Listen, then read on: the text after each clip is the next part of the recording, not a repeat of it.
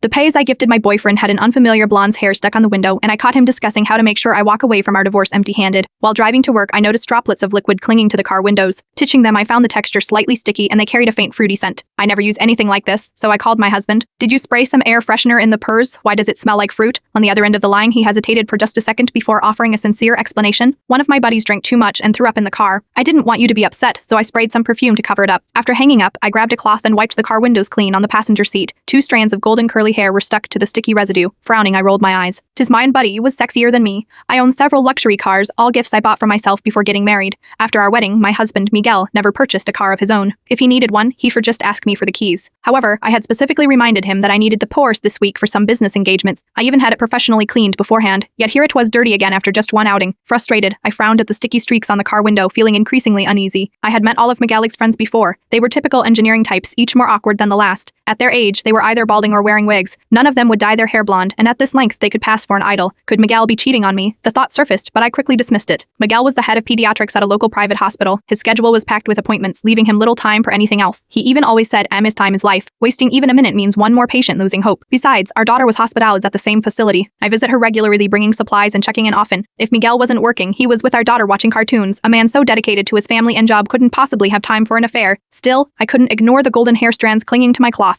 Curiosity got the better of me, and I opened the car's dashcam recordings. To my surprise, the footage from the past few days was completely erased. The praise covering one's tracks flashed through my mind. Then I remembered the camcorder I had taken to a recent exhibition. It was still in the car, likely left on by mistake. When I powered it up, the battery was dead. After plugging it in to charge, I immediately checked the footage. Luckily, the recording was intact. Skipping to the day Miguel had driven the car, 2 figures soon appeared on the screen. Miguel and an unfamiliar man. My nerves eased as I realized I might be overreacting. Tossing the camcorder aside, I was about to start the engine when Miguel's voice caught my attention. "We are doctors, not lawyers, so I thought I'd ask you since we are meeting today. I remember you dealt with a tough divorce case for a while, right?" Clearing his throat, he continued. "And Biner, hypothetically speaking, if the wife isn't at fault, is there a way to ensure she walks away with nothing after the divorce?" "I'm just asking casually, don't read into it. A friend of mine has been having marital issues recently," Miguel added defensively. The man in the passenger seat burst out laughing, then replied, "Old classic line asking for a friend. Bro, you were acting suspicious. We were close. Right, just tell me the truth. You were cheating and you wanted divorce, but don't want to part with your money. Am I right?" The man smirked. "Albustier, though if I remember correctly, weren't you the one who chased after Sherry in the first place?